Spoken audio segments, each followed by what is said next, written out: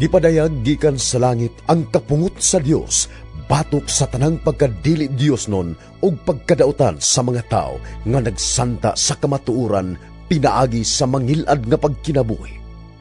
Kay unsay mahimong masayran mahitungod sa Dios, wala matago ngadto sa mga tao, kay ang Dios gayod mo'y nagpadayag niini ngadto kanila.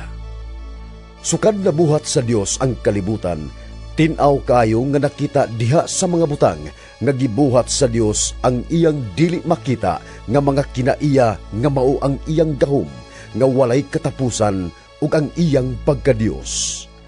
Busa wala na sila'y ikapangatarungan. Nahibalo sila sa Dios apan wala sila magpasidungog kaniya, ingon nga Dios o magpasalamat kaniya. Ang ila hinuong mga gihunahuna, pulos binuang ug nangitngitan ang ilang mga salabutan. Matud nila, maalam sila apan mga buang-buang diay.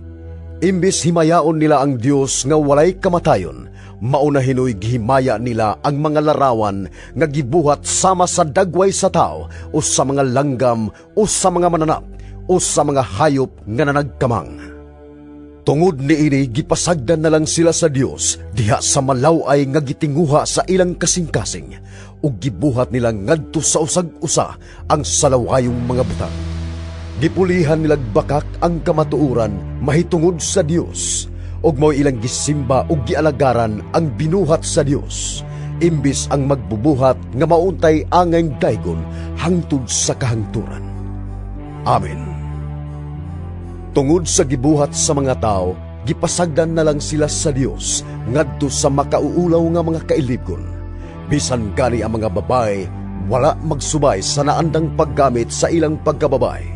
Ug ang mga lalaki usab wala na makighilawas sa mga babae kundili sa ilang isig kalalaki tungod sa kaulag.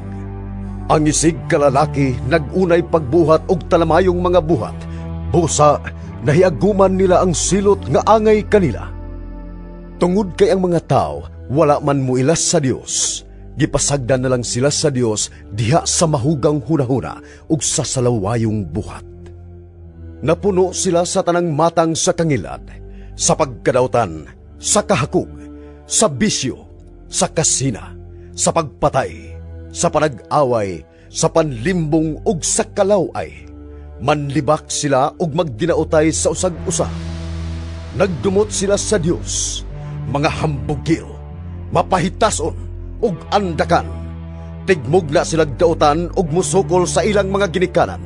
Mga buang-buang sila, dili mutuman sa ilang mga saad, ug wala sila'y kaluoy o pagbati sa uban. Nasayod sila nga ang balaod sa Dios nag-ingon, nga ang mga tao nga nagkinabuhi nining paagiha, angay sa kamatayon. Apan nagpadayon sila pagbuhat nining mga butanga, o gidasig pagayon nila ang uban sa pagbuhat usab niini.